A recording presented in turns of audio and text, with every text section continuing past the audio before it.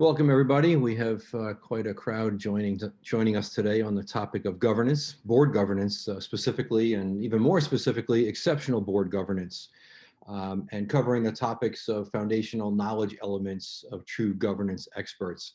So real quick, one of the reasons that I decided to do this topic for this month's webinar is due to what I see as a mismatch in many cases on what many think that true governance is. And how they apply it. And in my space of board consulting and board director work, I think this is extremely important for an understanding and even having a framework of understanding of what exactly is governance and how specifically you apply it. So that's what we'll cover today in today's webinar. Quick introduction. I am Mark Pfister. I am the CEO and Chief Board Consultant of MA Pfister Strategy Group. I'm a governance and strategy expert, a board director, and a board consultant. I've worked with, I believe by the end of this year, it will be over 800 boards ranging from public companies, private companies, and nonprofit organizations. And I very much focus in strategy, governance, and technology cybersecurity with those particular boards. I'm known as the board architect. I had a client of mine start coining that phrase some years ago and working with them. I'm very appreciative of them saying that, but I believe he said this due to my work in defining the structural components of effective boards, which has been a passion of mine for the last decade or so. And also I invite you to pick up a copy of my book, Across the Board, The Modern Architecture Behind an Effective Board of Directors. This now is in over 70 countries, and it's an interesting topic as far as I'm concerned, in that it's one of the first books to truly drill down into a simple framework and a simple structure for the true architecture of successful boards. So I recommend it for those that are struggling with making their boards work optimally. In many cases in the consulting and the board consulting work that I do, well above 90% of the issues I deal with on boards, they're fundamental and foundational issues typically revolve around the fact that they simply were not constructed or they are not constructed properly. So something to think about. So a few frequently asked questions before we get started. Mainly my approach in my webinars is to share knowledge on the foundational governance elements required for successful leadership, especially at the board level. Think about this as a repeatable roadmap for you to leverage. Also, as we go along, write your questions in the Q&A section. If time allows, which I'm usually pretty good about in my webinars, we'll answer those as we get towards the end of the webinar. And otherwise, if there's many questions that come through, I can follow up by email afterwards. The materials, yes, you'll receive a copy of this recorded webinar. I usually also, I should say, I always include also the presentation deck in a separate file. So I'll send you that link as in the next day or so, probably by Friday of this week. All right, let's get started. Today, really thinking about what we want to walk away with from today's webinar. So I want to talk a little bit about the governance background and where it came from. What are we talking about when we say governance? What are some of the governance prerequisites, things that I specifically look for in my advising and consulting work that I look for boards to have to truly make an impact when they talk about governance or furthering the governance on their board and across their organization? Number three, the values in governance, or I should say the linkage of values, both your personal values as well as the organization's values to governance and where exactly that sits. This is probably the area for me I find most fascinating in looking at organizations that truly work well and have a purpose in their organization. It most frequently comes back to the values being something that's entrained in that organization. And then I want to give you some what I'm calling your governance thought leadership. A few other roadmap examples of how to think about governance. How are you as a board director or C-level or I'll say any position where you're overseeing people or asking for things to get done or tasked with things to get done in the organization. what is this repeatable roadmap that you can consistently reference and link back to that will help you in thinking about this governance becoming kind of entrained in your DNA. So we'll get into that. Again, I think you'll find this quite useful in the approach that we'll talk about today. Okay, quick governance background.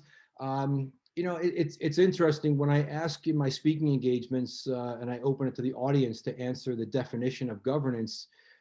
You typically hear about updates and statuses and those types of things, but I can tell you it really is a much bigger component or unification of systems.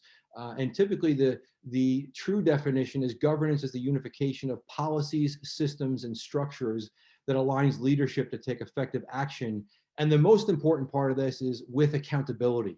So remember the accountability component as we go through today's discussion.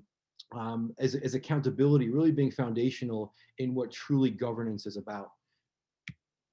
So if we look at, say, the words usage and the history, we really start to see the first, I'll say the usage of this word dating back to 370 BC. We see it in some of Plato's writings.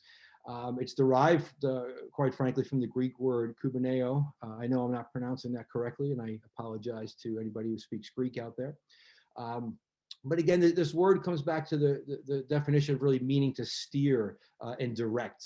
And then we start to see this being applied more to ruling a country.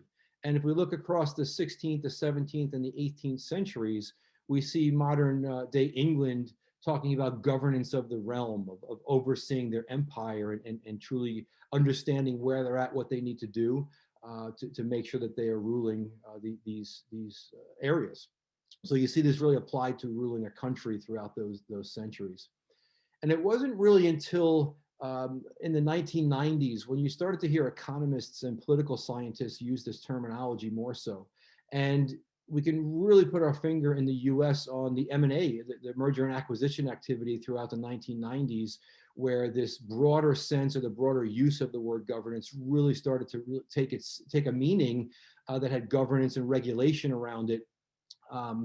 And that's really when you start to see this truly come into its own. I don't want to by any means sound like I'm saying it was as recent as the 1990s where governance was really being applied, but when a lot of the regulations started to talk about governance and have the platforms and have the guidelines for governance, you saw a lot of this as applied to business and organizations throughout the 1990s and really as a stepping point for where we're at today. So going back to this framework of governance, we really see three areas of how we define governance. We see it as an integration of policies, systems, and structures. And it begs the question when we talk about policy, systems, and structures of how do they interface with each other? And when it comes to a board of directors, is it the responsibility of the entire board or individual board directors or board members to be the owners or to abide by the framework of this governance structure? And I can tell you that this question comes up quite often. I like to think, just to answer these questions, the interface of these or the integration we'll talk about in one moment, but when we talk about the responsibility of either the entire board or individual board members, I like to think that it's both. I like to think there's somebody leading a governance committee on a board, but I also like to think and like to see if the entire board is taking ownership of the governance responsibility for what they're overseeing in the organizations that they're serving. Very important. This framework of policies, systems, and structures, a few examples here, if we talk about how they integrate and what these actual components are, we see policies for a board being the board bylaws, possibly the board committee charters, the operations standard operating procedures. These types of things are the policies that are referenced back to. Think about this as the laws of the land of the organization that you can reference back to, of knowing what is right, what's agreed to, and what's expected to happen. The systems then integrate with that from, say, the aspect of reporting tools. It could be for a board portal, which we're seeing a lot more of right now in today's pandemic world, especially with everybody working remotely. I like to mention project management portals or programs as well. These particular systems are a way, again, of getting that transparency into this framework of governance. And the structures become the governance model, the reporting hierarchy, and the recurring procedure. Sometimes these structures you'll see written into the policies area, but in many cases, these structures are their own specific areas of definition. So you can see most likely how this framework, or these three components of the framework, should fit together. And where most boards struggle with this is they spend so much time focusing on the system that they're not really focused on the policy, or how they're getting to the point of enforcing or overseeing the policies. And they're also missing out on the structures of the governance models, of the reporting hierarchy, of what to expect and when to expect it. And this is true of many levels of management or leadership, where too much emphasis in many cases is initially put on the systems rather than the policies and the structures. And we see this quite frequently in the board space. So the question frequently comes up also of, why do we need governance? What is the particular reason for this? Can't we just say that we're going to do a great job and we're going to oversee what we have to oversee and give our advice and weigh in on strategy, and maybe once in a while give a status update on exactly where we're at? Well, the reason for governance, very simply put, is that operating a business today is increasingly complex and full of risks. We look at the business complexity, and this includes everything from regulations to internal procedures and processes, and in some cases, the size of certain organizations. And we also see this ever-changing economic climate. Now, this climate that we see, it used to work, I believe, on much longer cycles of these changes across industries. Well, technology over the past 20 to 30 years, and even more so laser focused in the last decade, this ever-changing economic climate, the speed of change has increased drastically. And this truly, you'll see a lot of the overload that boards are facing today really has to do with this ever-changing economic climate and trying to stay abreast of it and stay on top of it. And then, of course, oversee or govern the areas that they are responsible for the overall organization, working in tandem with the CEO and others of the organization. So it's really these elevated demands on companies across the world that have truly deepened the need for proper governance in our world today of business and operations. Now, some of these governance prerequisites that I talked about earlier, let's cover some of these areas and certain things to focus on. And again, I know we're going a little more board centric right now, but I think that's what many of you have joined for today, is to hear specifically on the board area. So let's just understand first what it takes to make a great board in terms of the expectations of boards. So the question frequently comes up that I get, which is, what is this balance of strategic versus tactical for an ideal board? And let me say that for a corporate board or a mature private company board, I typically like to see them in a 90% strategic and a 10% tactical realm. And the reason to see any tactical on there, quite frankly, is that in order for a board director to be understanding and have a firsthand view of what that organization is dealing with, what it's encountering, and how it's doing, you really have to stay abreast of that by firsthand, or I'll say by being involved in that in some way. Now, by no means am I saying you want to breach the board members' credo of fingers, of noses in, fingers out. That's not what I'm suggesting here by any means. But just know that pulse, having that firsthand pulse and that first person's view of that 10% tactical area is quite important. For those that are joining us today for nonprofit organizations or nonprofit association type organizations, that number is typically more in that 50-50 split, 50% strategic and 50% tactical, mainly due to the fact that you in your board role for a nonprofit organization in that realm, you're expected to deliver a lot more of the hands-on areas of that organization. But anything more than that's 50% in the tactical area, I start to get a little worried about, because those are typically areas that can be handled by others working within the organization. Keeping organization on track to core values, vision, and mission. We're going to get very much into that in a moment when we talk about governance. That truly is one of the underpinnings of proper governance. Overseeing a clear and viable strategic company roadmap, and of course, leveraging knowledge and relationships to further the organization. Again, we're going to touch mainly on the values, vision, and mission here for the expectation of the overall boards as it correlates to governance. And I won't read all of these, but just 11 traits of a great board. We'll come back in a moment also and touch on this respectful equals constructive equals effective. That is another huge underpinning to proper governance in any organization, especially when it comes to the board. Accountable and results oriented. I like to see this entrepreneurial spirit in today's boards, which was frowned upon, I'll say, some decades ago. In today's world, it's a great a great thing to have. And the communication component and transparency, I think, is huge. You'll see the in-person meeting note here as well.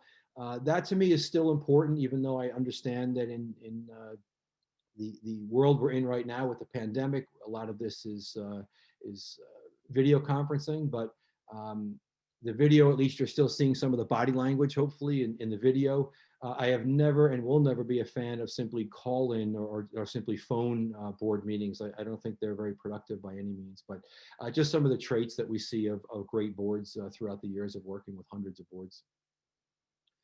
And another prerequisite I want to talk about, for those that want to dig a little further into strategy, the webinar that I hosted last month, that's also up on my website under the webinars tab, it dug very deep into strategy and its components, or I should say its relationship between governance and strategy. And I want to focus for a moment on this, just to maybe reiterate some of the things that were mentioned in last month's webinar. But again, since we're talking about governance, we absolutely have to touch on strategy. You'll mainly hear me talk in the order of the following way for a board director. I personally believe that their first responsibility is strategy, and then the governance component comes into that. So that's the order. You won't hear many people say that. They usually say governance first and strategy maybe second or third or somewhere down the line. And remember this, you cannot govern something if you don't understand the strategy, which is the how.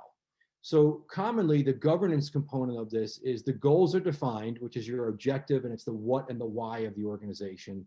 From a governance viewpoint, it is your role, especially as a board member, to help set and ensure the relevance of those goals. That is your governance mantra in what you've been tasked with as in the governance realm of being a board director.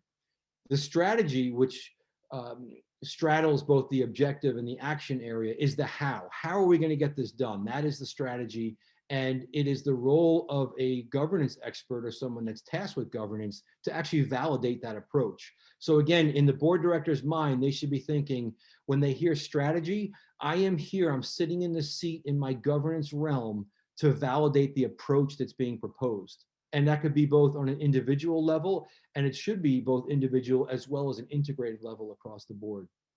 And then again, from a governance viewpoint, when you see tasks, that is the measurement of progress. And a board should not be to the level where it's measuring individual tasks. It should be looking at milestones or the roll-up of certain important tasks that bring you to measurable points in time. But again, from a governance viewpoint and its overlay with strategy and what exactly that means, governance is truly a view of how to set and ensure relevance of the goals, how to validate the approach of the strategy, and how you're measuring progress through the rolling up of tasks into certain milestones. I know I've oversimplified this by far, but typically this can offer some clarity. It's something I reference quite often to make sure I'm on track in the governance areas that I work in. And I believe you'll find it quite helpful to look at it in such a simple way.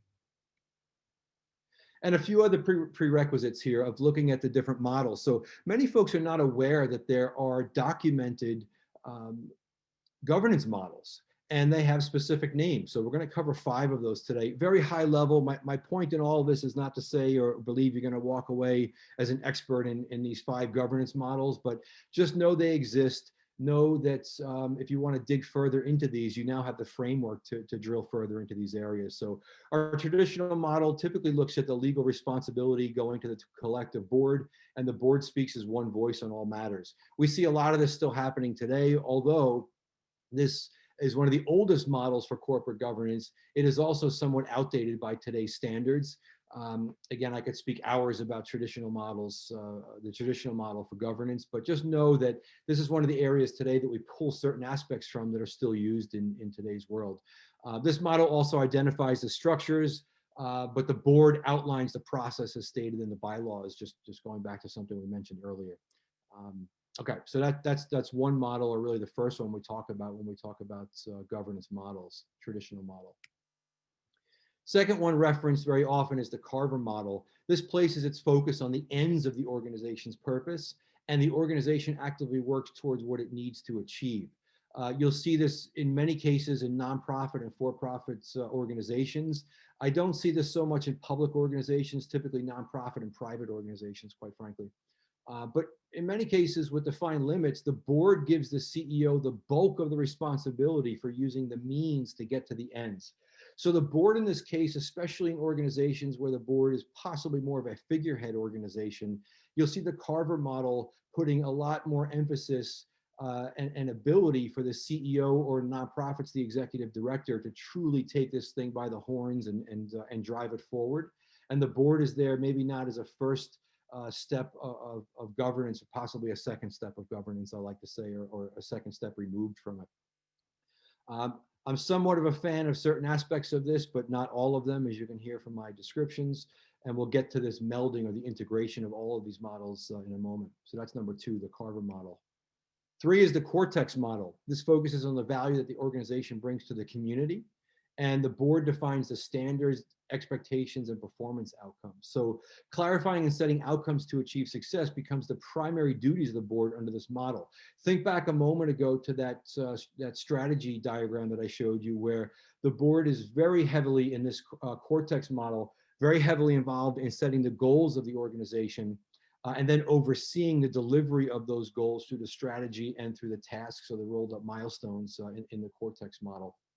Again, pros and cons to all of these models, as you'll hear me state.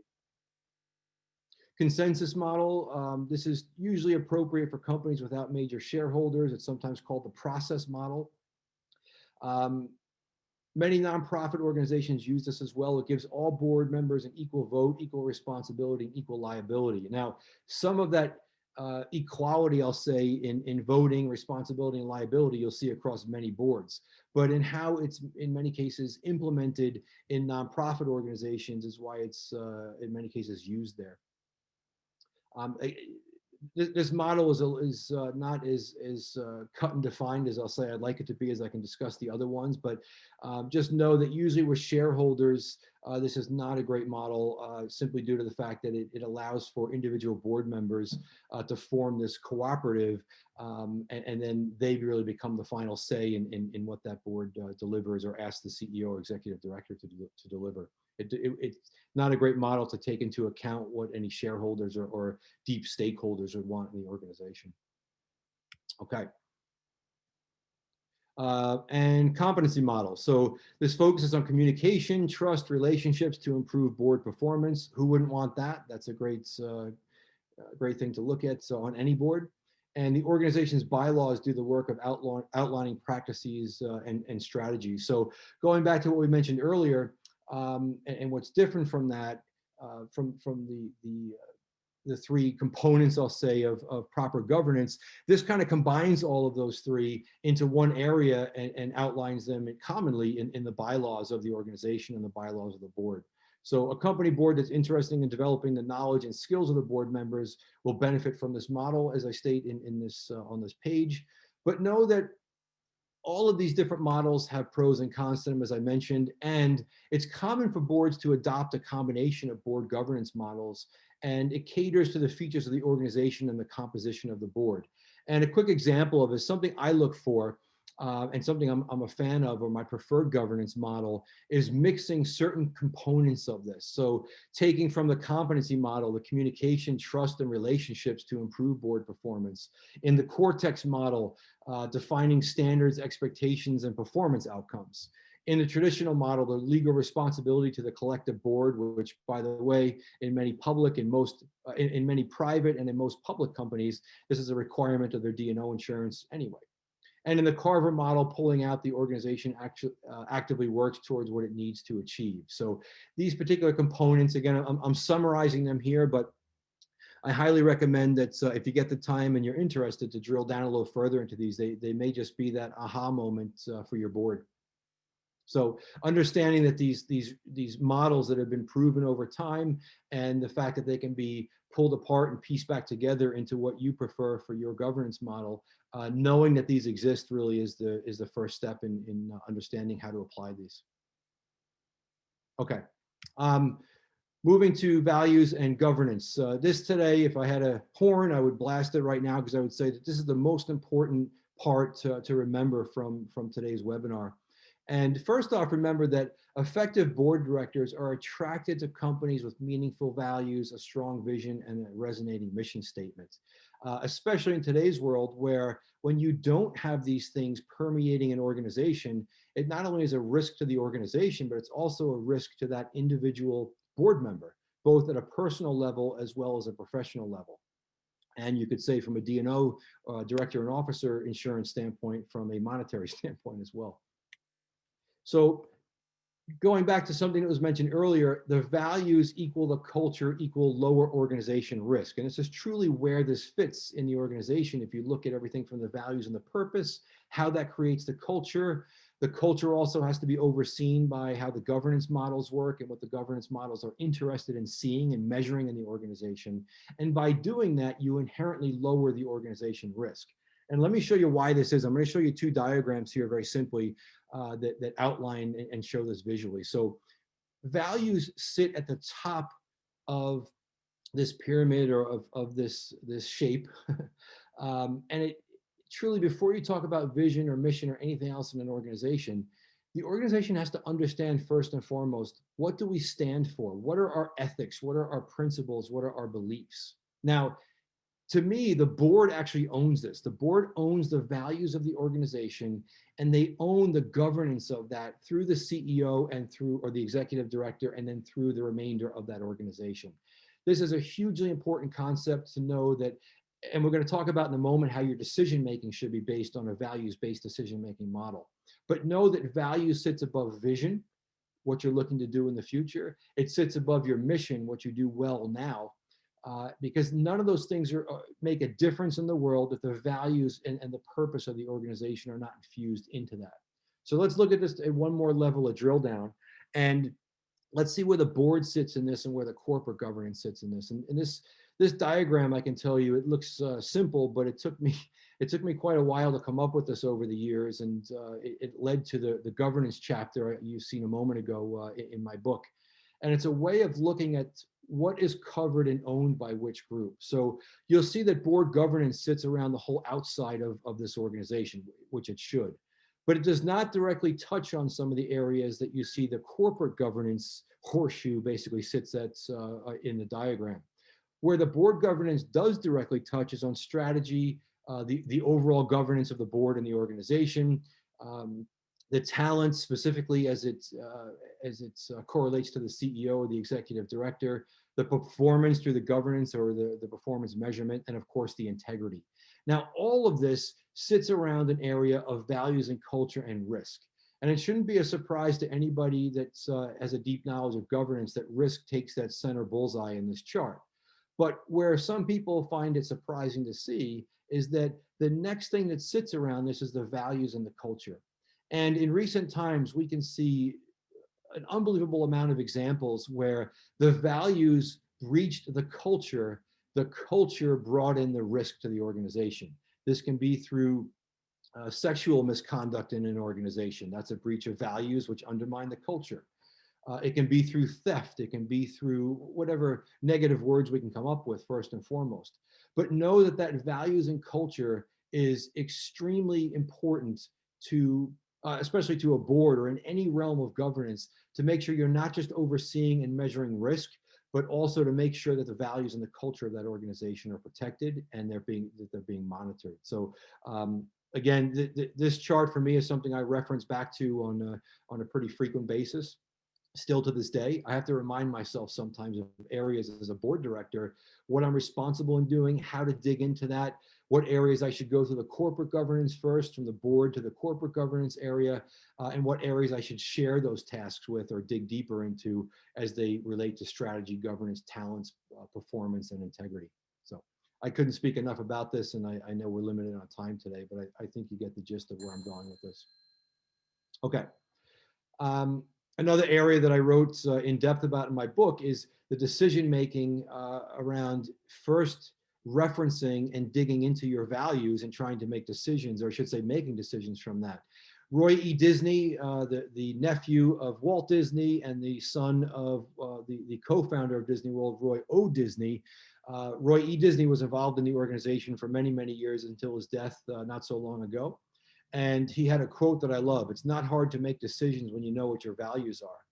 And I write about the fact that he actually spent, I think it was a week of his career where he first and foremost, if something crossed his desk and he had to make a decision, he simply, for that week, said he was going to reference the values of the organization and come up with what his decision would be based on that. He still would back it up with looking at the data or asking for other input or doing research, but he would first and foremost document the decision that he made and then look at the data and the research that came in afterwards to that. And to maybe not to his surprise, but to many other people's surprise, is that his initial decisions that he made solely based on the values of the organization were the right decisions, and the data actually backed it up. So quite an interesting concept. This led me down the path of saying, well, how do we take that concept of values-based decisioning, and how do we actually deliver that in our thinking? What is this framework we can use as a board director or anybody responsible for governance in an organization, either for profit or nonprofit? And this is something I've been using over the years. This will be drilled down upon in the next book I have coming out, which is going to be done this coming year in 2021.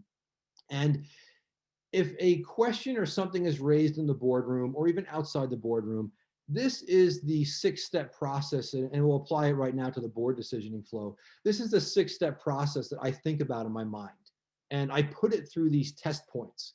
And I'm going to step through these individually, and then we're going to look at this from a cumulative comparison viewpoint. So if we start this board decisioning flow out, shouldn't be surprised based on what I mentioned a moment ago that it should start with the values first. The board should ask themselves, does the proposed decision or initiative align with our organization's values?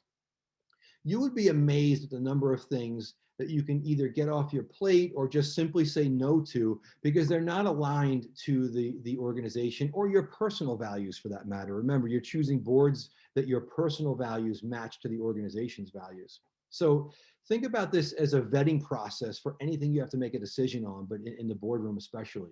If it doesn't align with the organization's values, we get rid of it.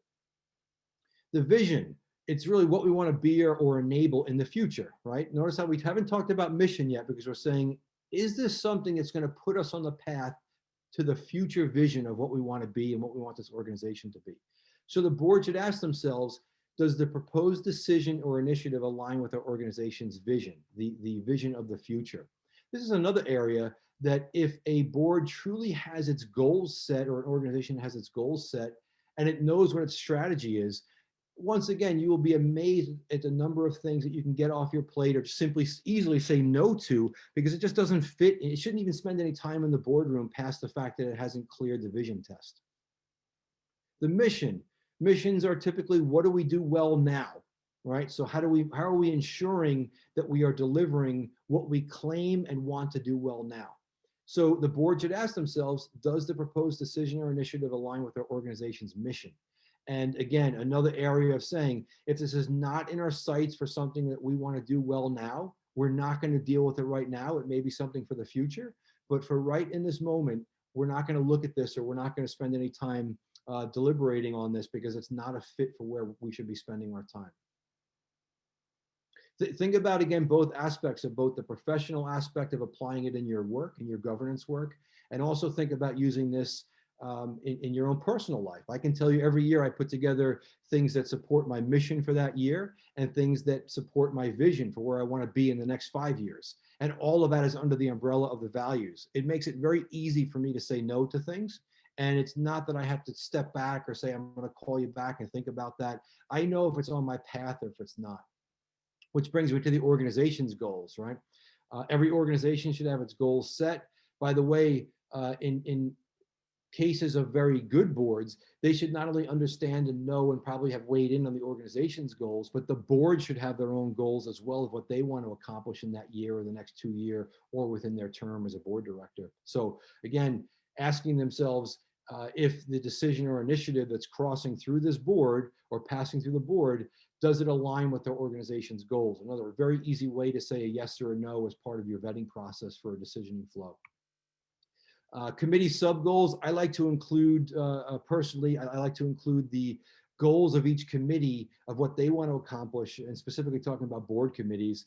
Is this something that can be housed in the board within a committee so it gets the proper attention? So again, coming back to who owns this? Easiest way to get ownership in a board is for a committee area to own it, which the chair owns as well as the members of that committee. And then you have a home for that, for the understanding and the transparency of the governance model, which could be the reporting or the status updates that come from that particular goal. Are we meeting this goal? Is it on track? Should we expect anything different than we originally agreed to? And then, of course, the organization's delivery capability. So this is a question that is commonly left out from a board's decision-making process, both individually and collectively as a board. Just because it sounds good doesn't mean it's going to be successful. It comes back to, again, if we think about a moment ago when we talked about strategy sitting between your goals and your tasks or your milestones, is this something that we have a strategy for? Do we have the right resources? Can it be delivered effectively? Is it going to be successful? Now, you may get to this step 6, and the answer may be no, but the ability to make it be delivered properly may be the decision of the board or the organization to invest in it, because it passed all the other tests 1 through 5, and now you understand to deliver it properly, it needs the right focus in terms of budget. All right, and that's a great segue into this overview now when we talk about the cumulative comparison. So the order of this matters. You can't say, is it fitting a goal? Is it a committee sub-goal? Do we have the ability to deliver it? And then go back and look at the values, vision, and mission matches on that. It doesn't make sense to do that. You want to start at the highest, most of the hierarchy at the top, and you want to drill down from there. It'll save you a ton of time in the overall process. And then, of course, this going back to my project management days, which I still apply in the boardroom more than you may think. But we look at this triangle of budget, scope, and time. So this really comes back to, do we have the budget to do it? Do we have the scope? Do we understand what we want to deliver in this and how it's going to get done? And do we have the time?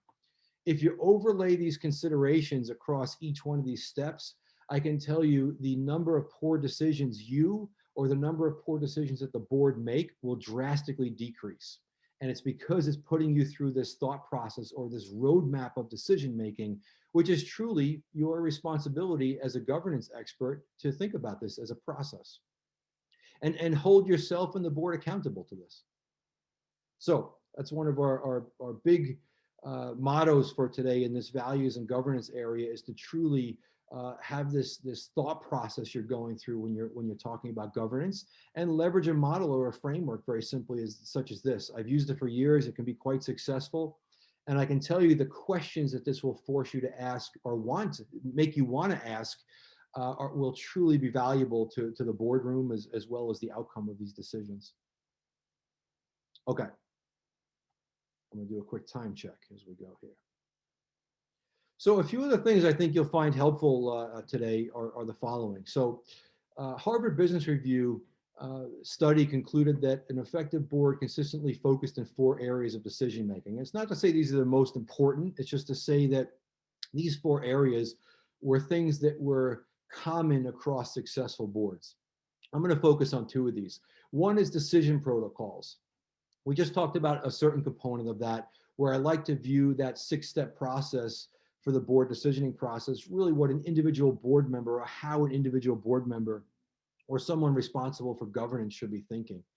And then that, by means of just it being implemented, starts to force or create this governance culture. And this, what they say, executive escalation of board-worthy issues. We've all been guilty of receiving, or I should say, we've all received decisions at a board level or any type of governance level that we feel probably should have been taken care of at a lower level or a different management level of the organization before it reached the level that it went to. I don't want to sound like I'm a person that loves hierarchy. I don't, but I also like for people to feel empowered to make decisions at all levels of management. And we're going to talk about that in a moment. But just know that of these 4 areas, we're going to drill a little bit further on the decision protocols. We talked about the 6 steps. I want to next talk about some of the goal setting and where the board fits into that. And then, of course, all of that leading into this governance culture. All right, so this decision-making and responsibility. So know first and foremost that many boards miss the important correlation between decision-making, responsibilities, and goals. I like to think of this very simply as saying, how can you make a decision if you don't fully understand the goals of the organization, and then maybe one step further, which is the strategy or the how. So again, you're talking about the goals being the what and the why, and the strategy being the how. Well, if you then are tasked as a governance expert to make decisions on that, if you truly don't have a handle on the what, the why, and the how, your decision making will be faulty. It's not possible actually to make good decisions on that. So hence your governance is undermined in that. So remember that as part of this process of the decision making, we went from values, vision, mission. We talked about the goals of the organization. That's a nice clean way of those 6 steps. But notice a little bit of a bigger view in this. So let's just take a look at one model that I'll break down into 2 components here. So if we follow this middle column here and we see set the values, vision, and mission and goals, commonly that is a task or a responsibility of the board. In many cases, the CEO will weigh in on that from an operations viewpoint and making sure. And I'm a fan. In fact, that first circle should probably be both colors as a mix. But ultimately, the board owns that. So that is where the board ownership lies. Now, the operation, proposing new ideas and developing strategy, that commonly is the ownership area, as you know, of the CEO. But in order for governance to work properly, there's a view here of having board directed involvement. And that means, again, and I'll use that possibly overused term of noses in, fingers out. This is where that 10% of the tactical kind of fits into this, where a successful board member or someone successful in governance is looking at these components of operations. They are open and welcoming of new ideas in the organization, and they somewhat have a pulse, whether it be input or advice in some way on developing the strategy. Now, I'm a fan of having the CEO develop a strategy and having the board work with them, whether it's second or third or fourth draft of it or weighing in and advising on it. And I believe that because both the board and the CEO should have specific ownership of this. So if the CEO creates it and it's honed, the CEO or the executive director has initial ownership. And then the board, by way of their input and figuring out how they're going to measure the progress to this strategic plan, gains ownership at that level, which is at the governance level of this, which really now you have this integrated viewpoint of ownership across the organization, which again should be the way it's done. But know that this combination or this integration of strategy and governance, once again, is extremely important in making sure that there is buy-in in the organization and that there's a way to measure this through some sort of governance model. And this is a nice, clean, easy way to look at that flow. Again, you'll receive a copy of this deck in the next day or so, if you want to take a look at this and develop something for your environment. All right. One other process flow to look at today, and again, applying this to the board, has to do with the goal setting we were talking a moment ago. So I want to specifically say that the CEO can be involved, so the executive director can be involved at certain steps in this, but commonly the board is the entity that's looking at setting the goals for the organization, whether it be a 1-year, or 2-year, or multi-year strategy. And commonly, and by the way, you can take this and meld and mold this to be a fit for how your board operates. It may not be, as I show in step 1, that your executive committee takes the first stab at this. It may be that the overall board does that. But again, I like to have ownership in one area that's easily managed and in an area that knows they have ownership for it, and specifically housing that within a committee of the board.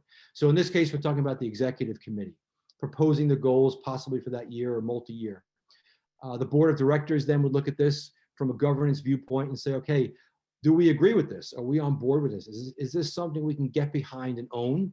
And is it something that we know that we can measure and hold the organization accountable for, as well as ourselves as the board? Getting the board committees involved in this. How are the board committees going to help in not just overseeing, but governing these areas of the organization and making sure that the CEO or executive director are getting the proper support? That leading, of course, to the board of directors approving that as one entity. Communicating this is another big piece. This can be either from looking at it from the board communicating to the CEO, and the CEO or executive director communicating out to the organization. We also look at that communication externally. We want to measure these areas of performance and key performance indicators across the organization. And then, of course, welcome in step 8, welcome any realignments or feedback that comes back into this to make sure that we are understanding that if we're going to change a goal or we're going to look at a different strategy, how are we also aligning our governance model to align to this? And how do we know that we're actually looking at this in the correct way? So again, another nice clean way of looking at how your board can be involved in the goal setting, which ultimately leads to the delivery areas and any type of measurement and alignment, realignment for that matter, and then how are we overall going to measure these particular areas. So again, another roadmap you can reference. And I mentioned earlier about these organization decision lanes and ability to escalate. And let me tell you why I think this is important. So thinking about areas, risks or problems or potential risks and how they are dealt with in the organization, looking at this through decision lanes is a nice clean way from a governance viewpoint to say who has responsibility and who has the ability and who has been enabled and empowered to make decisions across this organization. So let's start from the bottom up on this. If we're talking about management and staff, typically they're overseeing tasks or project areas or divisions of an organization. And again, we're going to come back to this budget, scope, and time. Another nice, easy way to look at every every governance component that you could possibly be responsible for is either going to fit into budget, scope, or time. It has to fit into one of those 3 areas. Now, if it's outside the decision-making level of your management and staff, they are going to escalate this for a solution, or hopefully they're proposing a solution and escalate. Again, another key component of proper governance is making sure that it's not just easy for someone in the organization to tell you what the problem is, but they are also expected to propose the problem and propose a solution for that. And you, as a governance expert, are looking to hear those things from folks in your organization. Now, the CEO or the executive director, they're looking at this from strategy and delivery management viewpoint and saying, is it outside the set parameters that he or she is going to be measured from? And if it is, I'm going to escalate that up, what the problem is, and I'm also going to propose what I view or what that CEO or executive director views as potential solutions. Again, another great way to look at governance as a two-way street. Now, once that's escalated to the board commonly will look at that from a viewpoint of saying, which board committee does this initially align with, so we can get that specific expertise and that specific oversight, and either take what's been proposed by the executive director or CEO and agree with one of the proposed solutions, or add to that solution, or come up with their own solution, and then collectively roll that up into the overall board of directors. And that typically is where they say the buck stops there at the board of directors. So again, a nice simple decision lane diagram here of how to look from a governance viewpoint of how problems or how challenges are entering the environment, and then how they're being solutioned or taken care of or escalated throughout the organization as well. And building your governance model to fit into these organization decision lanes is a nice clean way to do that, so you know you're not missing anything in the organization or having something get buried or the board does not hear about it. This is a way of getting transparency in your organization to look at it this way. All right, and I'm just going to end with today on one of my final concepts here. We can get to some of the questions. A few quick things on the biggest question I commonly get on governance is, well, especially when it comes to a board, how do I get my board more aligned to actually following governance or getting transparent and just really understanding that they are responsible both individually and collectively at a board committee level and then collectively at the board level? How do I get this culture within my board, this governance culture? And I can tell you there's a trick that I use in this with every board I consult and advise, and it's about getting the reporting right first. And you may say, well, what type of reporting are we talking about at the board level? Well, I'm a firm believer that if it's not written down, it never happens. And when we look at the true delivery or responsibility areas of a board, I view that as housed in the board committee areas. So again, commonly a board meeting should be the agreement areas and possibly any other areas that need to be discussed. But coming into that board meeting, all of the board committees should have done their work and disseminated that information to the overall board for agreements, or I should say for, at least for knowledge sharing, at least a week or so prior to a board meeting. That you can do very easily through this reporting function, and allowing the board committees to take ownership of either sub goals at the committee level, which also will have some ownership, of course, across the organization, or a way of rolling up some of the areas of the CEO or organization's goals through the board committee. But saying all of this, know that one of the easiest ways to get governance control and value within your board is to look at it from a viewpoint of starting the committee reporting. Now, when I roll this out, I typically start the first 6 months with monthly reporting, even if the board meetings, and in fact, I'll jump to that right now, even if the board meetings are being held on a quarterly basis, to get the board committees into the mindset of proper reporting and to get those reports honed, one pagers, by the way. I like to see it done monthly for the first 6 months and then move to a quarterly basis after that.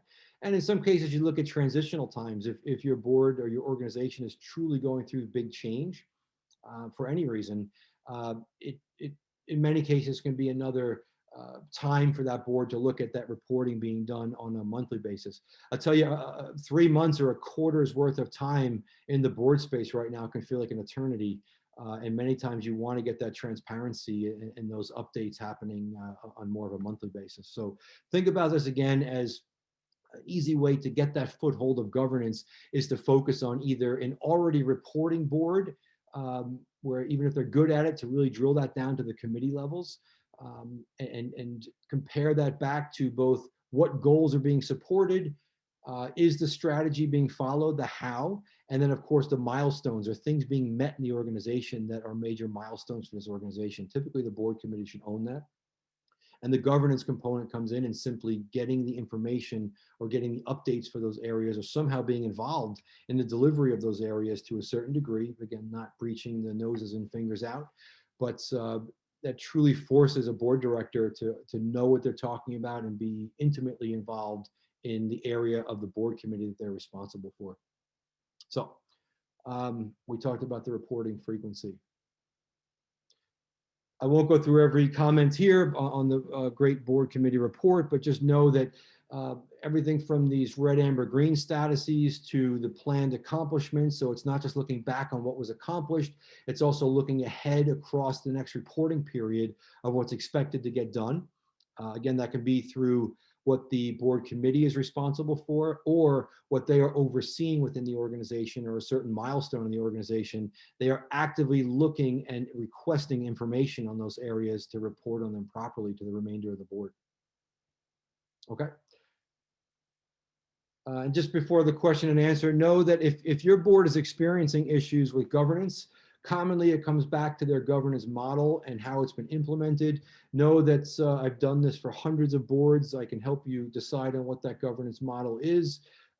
Make sure it's a right size for your organization, it's not too overbearing, but also give you the points of transparency you're looking for, and also set the expectation of your board members of what they are responsible for, not just in terms of completing tasks for the board or giving their advice and input, but also having ownership of areas throughout that throughout the board, which I believe again is one of the underpinnings of ensuring proper governance on a board, is to have ownership at each individual board member's level.